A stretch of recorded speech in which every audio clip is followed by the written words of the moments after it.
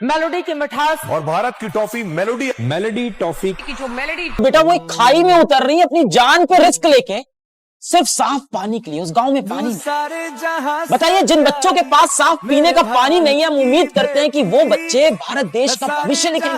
अरे कैसे लिखेंगे साहब? मीडिया ये मुद्दा उठाएगी नहीं। मीडिया लगी है टॉफी चॉकलेट की बात करने।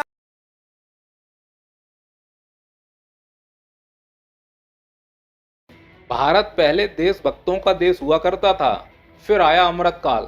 अब भारत दोगलों का देश बन के रह गया है और इन दोगलों की एक लंबी लिस्ट है। वीडियो की शुरुआत करता हूं इस दोगले पत्रकार की पत्रकारिता से। बोल बे। 1 लीटर पानी की बोतल कुवैत में 100 रुपए में मिल रही। तो मैं हूँ कुवैत में और न्यूज वाले कितने झूठे हैं ये अभी दिखाता हूँ मैं तुमको। तो ये देख लो, झंडा भी है कुवैत का और ये बकाला देख लो। और ये वाला कार्टून छोटा वाला, ये 225 रुपए में कितनी बोतल है देख लो, 20 बोतल है। तो इस दोगले पत्रकार ने कितनी सफाई से हमें यह बता दिया कि कुवैत में पानी की कीमत बढ़ गई है, और ये नहीं बताया कि कुवैत में प्रति व्यक्ति आय 27 लाख रुपए से ज्यादा है। भारत की 2 लाख रुपए है, तो वहां अगर बढ़ जाएगी तो उन्हें फर्क भी क्या पड़ रहा है। दूसरी बात यह है कि कुवैत में कम से कम पैसे दे के पानी तो मिल रहा है। इस दोगले से मैं इतना कहना चाह रहा हूं, भारत में रहते हो और कुवैत के पानी की चिंता है। इसी भारत के मध्य प्रदेश राज्य में पानी की कमी है, सड़कों पर लोग घूम रहे हैं पानी मांगते हुए। सरकार से ऐसे पानी की मांग कर रहे हैं, उसको भी दिखाओ।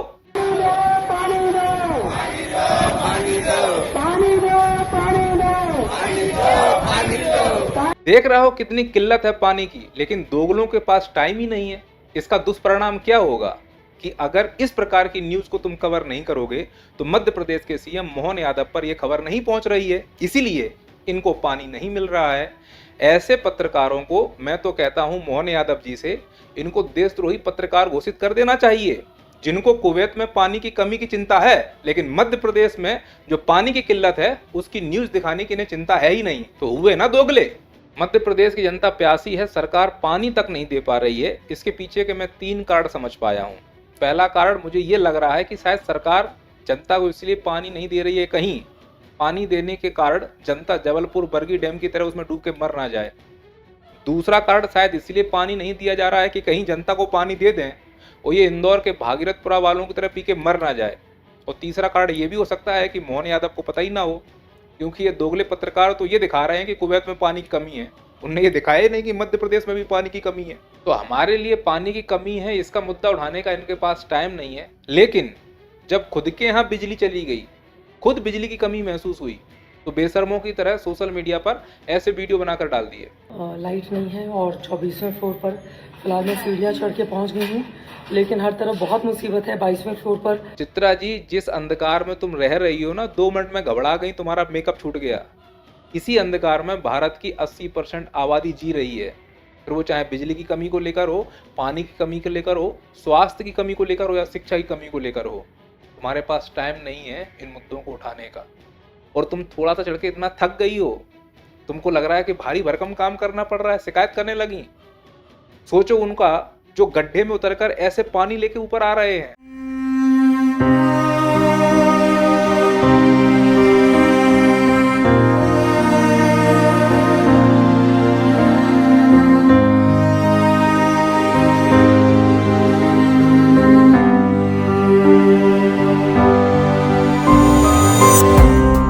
अरे मध्य प्रदेश के बच्चों का तो सोच लो, पानी लेने के लिए किस प्रकार से मेहनत करनी पड़ रही है। मध्य प्रदेश की जनपद खाचरौद के एक गांव अटलवादा पंचायत में ये तस्वीरें शिक्षा के मंदिर में तालीम लेते बच्चों की हैं।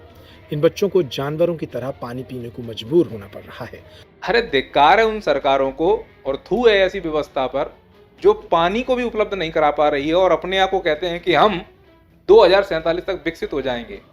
ऐसे झूठे वादे करके हर घर नल जल योजना बहरूपी है कहीं के। और ये दोगलापन केवल पत्रकारिता या नेताओं तक सीमित नहीं रहा है। दोगलेपन की ये बीमारी आजकल कुछ तथाकथित सेलिब्रिटियों में भी घुस गई है, जैसे इन महाशय का आप बयान सुनिए। मुझे जो पहली बार कॉकरोच पता चला था, जब मैं बड़ा हुआ था, तो मेरी माँ ने बताया था कि कॉकरोच जो है अंधेरे में रहता है, कॉकरोच इकट्ठा होकर रहता है, कॉकरोच हर शोभन वस्तु पर आक्रमण करता है, कॉकरोच बनी बनाई व्यवस्थाओं को नाश करता है, कॉकरोच सड़न में पैदा होता है और कॉकरोच जो है वो बहुत ही त्याज्य जीव है। तो अगर कॉकरोच का निर्माण हुआ है तो इस देश में हिट भी बने हैं और बहुत सारे हिट इस समय जागृत हैं। और हिट लगातार कार्यक्रम में हो, चाहे बंगाल में हो चाहे पंजाब की तरफ हो, कॉकरोचों का इलाज हो जाए। तो कुमार जी से इतना कहना चाहूंगा, जब आपकी मम्मी आपको ये बता रही थी तो मैं भी तो वहां था, उन्होंने यह भी तो बताया था कि बाकी तो ठीक है बेटा, लेकिन कॉकरोच तभी जन्म लेते हैं जब सिस्टम गटर बन जाता है। तो मतलब तुम मान रहे हो कि ये सिस्टम गटर है, और सिस्टम गटर क्यों ना हो, दोगलेपन का शिकार है ना ये सिस्टम। तुम जिनको कॉकरोच कह रहे हो ना, वो भारत के युवा हैं, और इन्हीं युवाओं ने तुम्हारी जवानी में सुना था, कोई दीवाना कहता है कोई पागल समझता है, और तुम हम लोगों को पागल बनाकर खुद कथा वाँचने लगे। अरे तुम्हें यूथ माना है, यूथ का आइकॉन माना है, युवाओं के साथ खड़े हो, क्या तुम एक राज्यसभा सीट के लिए अपना ईमान बेच रहे हो यार? या फिर हम लोग ये मान लें कि हमारे आइडल कुमार विश्वास को भी अब लाला रामदेव की तरह दोगलेपन के दौरे पड़ना शुरू हो चुके हैं। लाला रामदेव के शरीर पर अगर भगवान ना हो तो भगवान कसम इस इंसान पर कोई भी यकीन ना करे। यह इंसान नंगा होकर गर्म तवे पे बैठ जाए ना, फिर भी इसकी बातों पर यकीन ना किया जाए। चुनाव से पहले ये बहरूपिया ऐसे आके बोलता था जनता के बीच। तुम्हारा सबसे बड़ा फायदा ये होगा कि फिर पेट्रोल आपको 70 रुपए खरीदना नहीं पड़ेगा। फिर कितने में मिलेगा पेट्रोल? पेट्रोल का बेसिक प्राइस मूल्य कितना है उसका? 30 से 35 रुपए। कईयों ने इस बहरूपिया की बात पर वोट दे दिया, क्योंकि इस बहरूपिया के शरीर पर भगवा था। भगवा कभी झूठ नहीं बोलता है। दुर्भाग्य इस देश का कि झूठे बहरूपिया मक्कार भगवा पहन रहे हैं। इस सरकार में भी पेट्रोल डीजल के दाम लगातार बढ़ते हुए नजर आ रहे हैं। आपने तो कहा था कि बीजेपी आएगी तो शायद पेट्रोल डीजल के दाम कम होंगे। सरकार चलाने के लिए उनको टैक्स भी लेना पड़ रहा है और देश चलाने के लिए अब महंगाई है तो थोड़ी कमाई लोगों को बढ़ानी पड़ेगी, थोड़ी मेहनत ज्यादा करनी पड़ेगी। और मक्कार इस लेवल का ये व्यक्ति मिलावटी सामान बेच रहा है। सुप्रीम कोर्ट ने फटकार लगाई है। सुप्रीम कोर्ट में बाबा रामदेव को भ्रामक विज्ञापन वाले मामले में फटकार पहले लग चुकी है। तमाम जिद और तमाम तरह की कवायद अपनाने के बावजूद भी बाबा को कोर्ट के सामने झुकना पड़ा था। इस न्यूज से समझ में आ रहा है कि रामदेव ने इस प्रकार के मिलावटी सामान बेचकर भारत के लोगों को धोखा दिया है। कोर्ट की तरफ से पतंजलि घी की शुद्धता को लेकर कंपनी पर जुर्माना ठोका गया है। क्या इसे देशद्रोह नहीं माना जाएगा? और रामदेव न लड़के न बच्चे न बीवी क्यों इस मोह माया में फंस रहा है? अरे अंजना ओम कश्यप तुम ही समझाओ ना रामदेव को, कुछ क्यों फंस रहा है ये मोह माया में? ईमानदारी से काम करने वालों के शौक भले पूरे ना हो, लेकिन नींद जरूर पूरी होती है। क्या बात है दल्ली दीदी, तुम भी अच्छी नींद ले लो ना। एक यूपीए के कार्यकाल में जो भी इजाफा हुआ, 155% वृद्धि हुई डीजल की कीमत में, 114.4% वृद्धि हुई इसकी कीमत में, पेट्रोल की कीमत में। कब से कब? अप्रैल 2004 से लेकर अप्रैल 2014 तक। और अब जब आप अप्रैल 2014 से 26 तक देखते हैं, 12 साल जिसमें कोविड से लेकर 2 युद्ध सामने आए हैं, तब पेट्रोल की कीमत में वृद्धि 35%, डीजल की कीमत में वृद्धि 63%। तो दल्ली दीदी ने अपने दलाली का धर्म निभाते हुए फैसला ऑन द स्पॉट कर दिया कि बीजेपी की सरकार में पेट्रोल डीजल की कीमतों का प्रतिशत कम रहा, पर यह नहीं बताया डीजल पेट्रोल दलाली से नहीं क्रूड ऑयल से बनते हैं दीदी। और अगर क्रूड ऑयल का झोल निकाला जाए ना तो बीजेपी सरकार के ऊपर लुटेरी सरकार का ठप्पा लग जाएगा कि कैसे जनता से इन्होंने पैसा लूटा जब क्रूड ऑयल अंतर्राष्ट्रीय स्तर पर कम था, और उसका पैसा अपने बड़े बड़े बिजनेसमैन दोस्तों को दे दिया। तो जब संकट की घड़ी आई तो देशभक्ति हम लोग दिखाएं। जब क्रूड ऑयल सस्ता था तब भी तुमने हमसे टैक्स लिया, अब क्रूड ऑयल महंगा है तब भी हम टैक्स दें। तो ये एक तरफा देशभक्ति के लिए क्यों चाटुकारिता कर रही हो?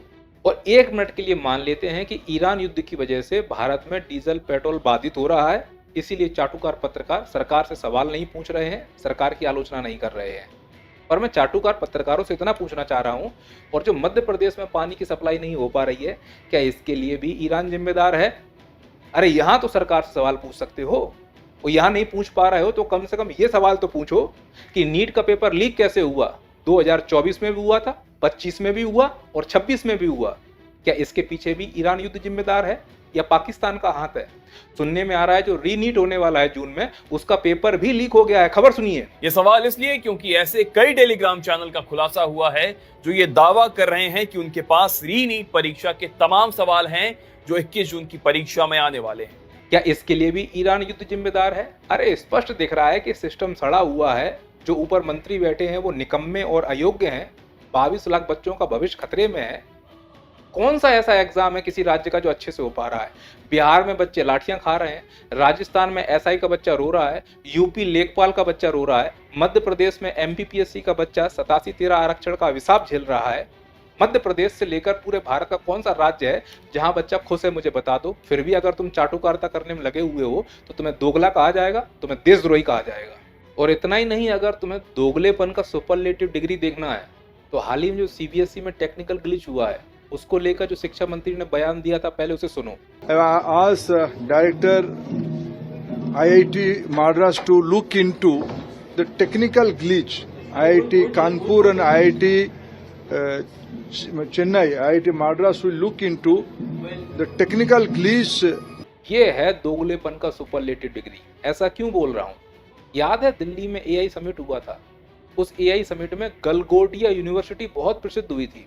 उसको 155 स्क्वायर मीटर का स्टॉल लगाने के लिए जगह दिया गया था, जबकि जिस आईआईटी मद्रास की ये बात कर रहे हैं जो सीबीएसई का टेक्निकल ग्लिच सही करने वाला है, उसको कहीं कोने में 35 स्क्वायर मीटर का स्टॉल लगाने की जगह दी गई थी।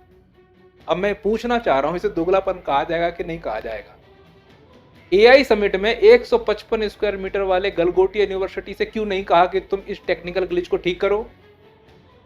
उस गलगोटिया यूनिवर्सिटी ने चाइना को कुत्ता को दिखाकर, भारत का बताकर पूरी दुनिया में हमारी थू थू करा दी। थू थू कराने की जिम्मेदारी तुम्हारे दोस्तों की यूनिवर्सिटी गलगोटिया संभाले।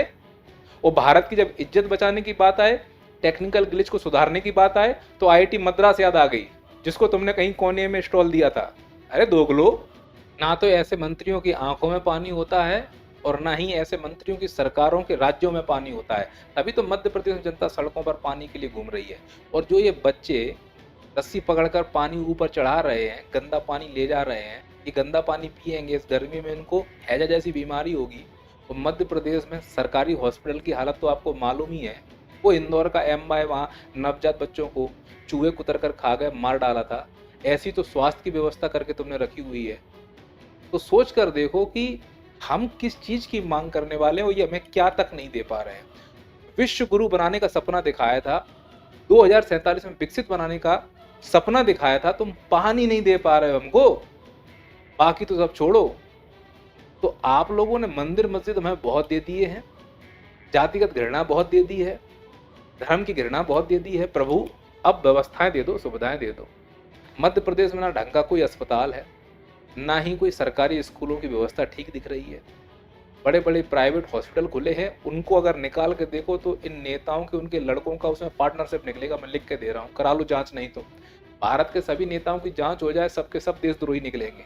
आय से ज्यादा संपत्ति इनके पास कहाँ से आई है? हमें ही लूट के तो बने हैं इतने बड़े बड़े राजा महाराजा। पर हिम्मत नहीं है बोलने की, क्योंकि घुटने टेक चुके हैं, माई बाप समझ चुके हैं, तभी तो राज कर रहे हैं वो हमारे, और हम मरते जा रहे हैं। दोगलेपन में तो महामानव टॉप लेवल पर है। जब प्रधानमंत्री नहीं थे तो सरकार को इस प्रकार की बयानबाजियां किया करते थे। जिस प्रकार से पेट्रोल के दाम बढ़ा दिए, ये दिल्ली सरकार की शासन चलाने की नाकामयाबी का जीता जागता सबूत है। देश की जनता के अंदर भारी आक्रोश है और इसके कारण और भी चीजों पर बहुत बड़ा बोझ होने वाला है। और जब इनको प्रभार दिया गया, जिम्मेदारियां दी गई, तो जनता से ये निवेदन कर रहे हैं, हमें पेट्रोल डीजल का उपयोग कम करना होगा। तो अब इसे दोगलापन नहीं कहें तो क्या कहें? इसीलिए मैं कह रहा हूं, अब ये देश देशभक्तों का नहीं, दोगलों का हो गया है। अगर इस देश को फिर से देशभक्तों का देश बनाना है तो माई बाप मानना छोड़ दो, सवाल पूछना शुरू करो।